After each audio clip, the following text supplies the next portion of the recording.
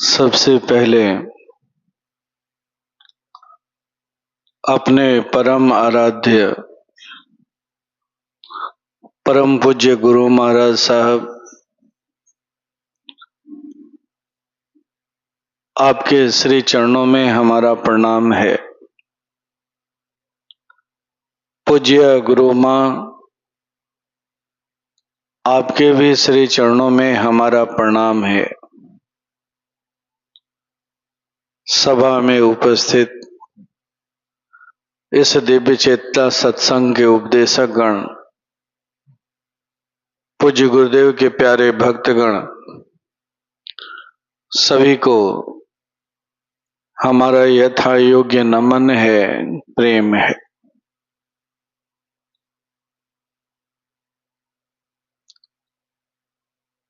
एक दो प्रश्न हमसे पूछे गए।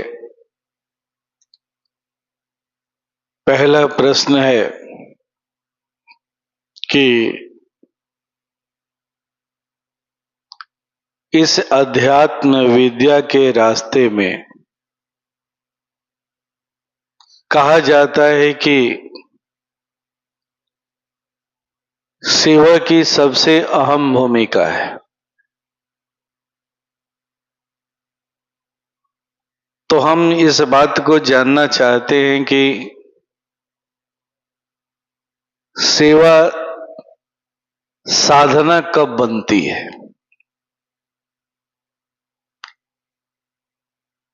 और दूसरा प्रश्न है कि इस विद्या में सबसे अहम भूमिका, अहम बिंदु क्या है, ये जानना चाहिए। तो पहले चलते हैं कि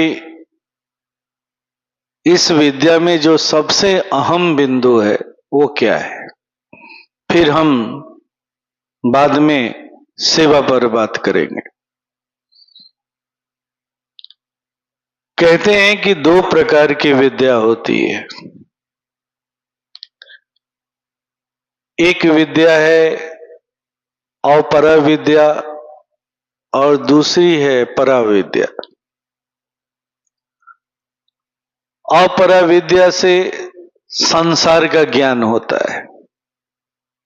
संसार में हमें कैसे रहना है, कैसे जीना है, कैसे दो रोटी का जुगाड़ करना है, अपने मान प्रतिष्ठा की कैसे रक्षा करनी है, संसार का ज्ञान होता है। और पराविद्या से हमें निज का ज्ञान होता है, स्वयं का ज्ञान है।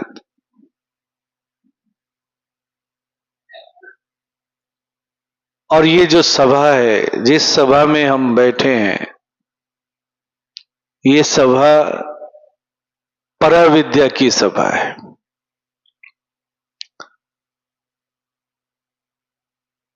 तो इस रास्ते पर जो सबसे प्रमुख बिंदु है वो है गुरु। ये बात कोई माने नहीं रखता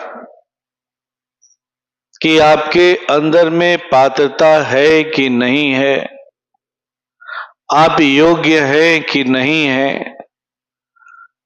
आप किसी श्रेष्ठ कुल से हैं कि छोटे कुल से हैं, आप धनी हैं कि गरीब हैं, ये कुछ भी माने नहीं रखता, कुछ भी मायने नहीं रखता।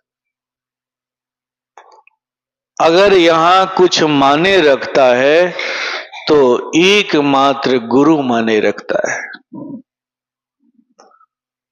अगर आपके जीवन में कोई सदगुरु है, समर्थ गुरु है, तो आपके अंदर में वो योग्यता पैदा कर देगा, एक कुपात्र को भी पात्र बना देगा। आइए हम लोग दो चरित्र पर थोड़ा सा विचार करते हैं। एक चरित्र है एकलव्य का। और दूसरा चरित्र है अर्जुन का। मान लीजिए कि दोनों ही साधक हैं। एक के जीवन में गुरु है और एक के जीवन में गुरु नहीं है। एक महान पात्र है और एक के अंदर में कोई खास वैसी पात्रता नहीं है। एकलव्य एक महान पात्र है, लेकिन जीवन में गुरु नहीं है, जागृत गुरु नहीं है, जीवंत गुरु नहीं है। अर्जुन के जीवन में गुरु है। कहते हैं कि एक बार अर्जुन अभ्यास कर रहा है और बाण का अभ्यास जब कर रहा है तो लक्ष्य का भेदन नहीं हो रहा है। तीर 2 इंच कभी बाएं से, कभी 2 इंच दाहिने से, कभी 2 इंच ऊपर से निकल जा रहा है। लक्ष्य का भेदन नहीं हो पा रहा है। परेशान होता है, तुरंत गुरु द्रोण से संपर्क करता है।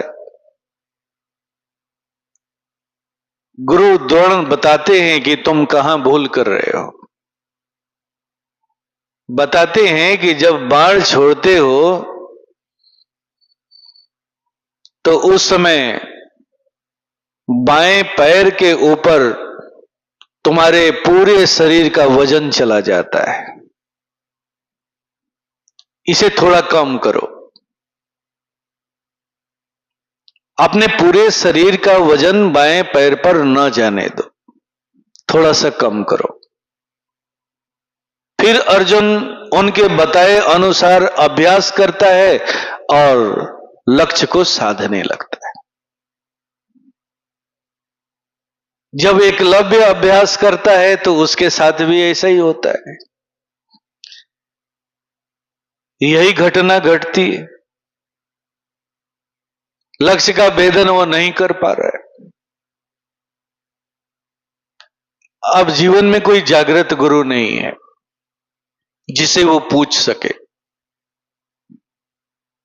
अब वो क्या करता है, तो बार बार चिंतन करता है, मनन करता है, बार बार अभ्यास करता है, तरह तरह के तरीकों को अपनाता है और अपनाते अपनाते एक दिन वो भी उस बिंदु पर पहुंच जाता है कि उससे भूल कहां हो रही, भूल कहां हो रही। लेकिन उस बिंदु पर पहुंचने में उसे काफी समय लगता है।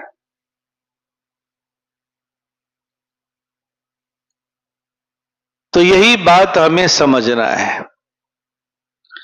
फिर आगे एकलव्य के जीवन को देखें तो गुरु के चुनाव में वो सबसे बड़ी भूल करता है। जिस गुरु को उसने अपना आदर्श बनाया है वो सदगुरु नहीं है, सदगुरु नहीं है।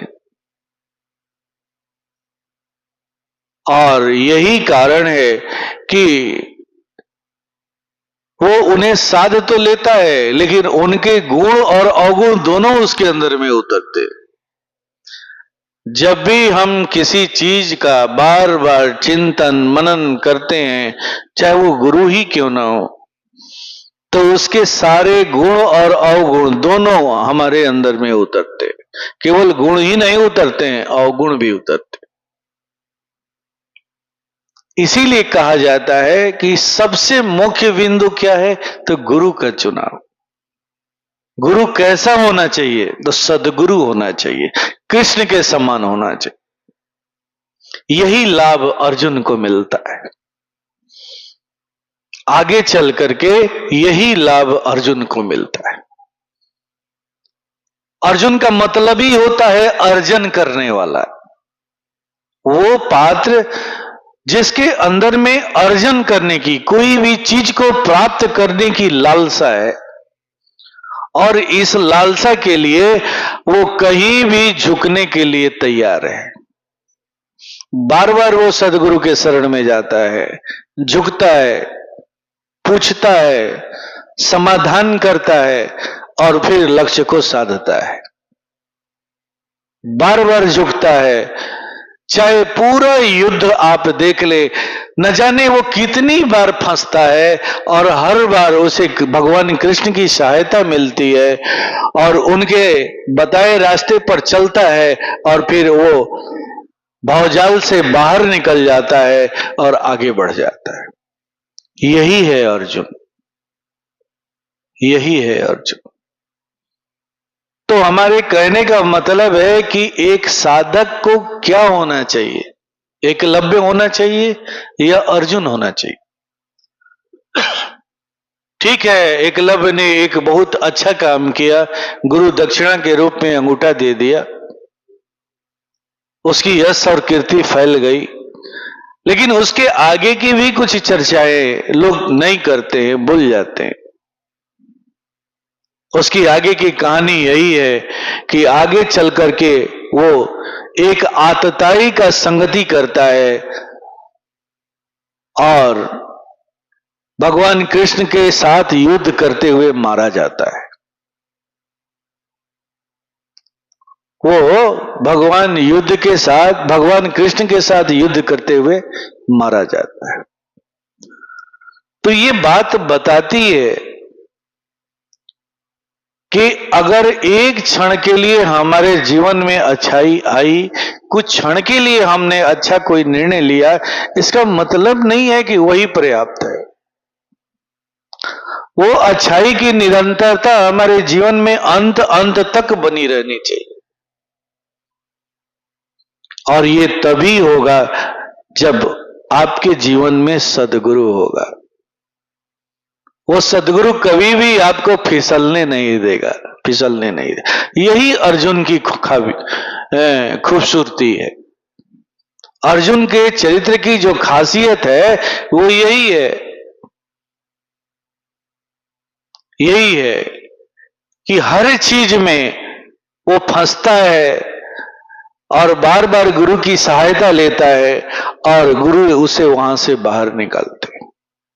वो उन्हीं चीजों का पालन करता है जो उसे गुरु बता रहे। पूरा जीवन गुरु के शरणागत होकर के उसका बीतता है और वही एक सामान्य पात्र कहां से कहां चला जाता है और एक योग्य पात्र केवल योग्य गुरु के चुनाव नहीं करने की वजह से कहां से कहां चला जाता है, उसका पतन हो जाता है। तो यही सबसे मुख्य बिंदु है हम सबों को ये जानने के लिए, समझने के लिए कि इस पराय विद्या के रास्ते में अगर सबसे मुख्य बिंदु है तो वो है हमारे गुरु का चुनाव। हमने अपने जीवन में कैसे गुरु का चुनाव किया है, कैसे गुरु के आदर्शों पर हमें चलना है, कैसे गुरु के प्रति हमें चिंतन मनन करना है। कहा ना कि जब हम किसी का चिंतन मनन करते हैं तो बड़ी सुंदर क्रिया में बात बताई जाती है कि देखत तुम्हारी हो जाई, आप भी वही हो जाते हो जो वो है। तो अगर उसमें कुछ अच्छाई है तो वो अच्छाई भी आपके अंदर में चली आती है, अगर कुछ दोष है तो वो दोष भी चला आता है। इसलिए याद रहे, गुरु के चुनाव में कभी भी भूल नहीं होनी चाहिए। गुरु का चुनाव हमेशा एक सद्गुरु के रूप में होना चाहिए, सद्गुरु के रूप में होना चाहिए, तभी ये पराय विद्या की यात्रा सार्थक हो पाएगी। वरना आपका भी हश्र वैसा ही होगा जो उस एकलव्य का होता। एक योग्य पात्र है, पात्रता उसकी भरी, उसके माने रोम रोम में भरी हुई है, लेकिन सही गुरु का चुनाव नहीं करने की वजह से थोड़ी सी सिद्धियां तो जरूर उसे मिली, लेकिन आगे का जीवन उसका कैसा रहा। ठीक यही भूल हम साधकों द्वारा भी होती है। दूसरी बात, जो प्रश्न पूछा गया था कि सेवा साधना कब बनती है,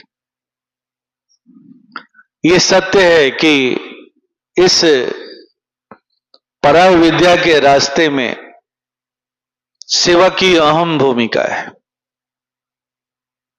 जब तक जीवन में सेवा नहीं होती है तब तक पराव विद्या सिद्ध भी नहीं होता है। केवल ध्यान से यह सिद्ध नहीं होता है, ध्यान के साथ साथ सेवा को भी जोड़ने की बात कही गई है।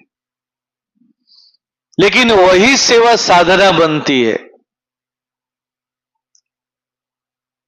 जिस सेवा का गवाह केवल और केवल आपका गुरु होता है, दूसरा नहीं। और जितने भी सेवक हैं यहीं पर वो भूल करते हैं। सेवा करते हुए भी वो उपलब्धि नहीं प्राप्त होती है जो होनी चाहिए,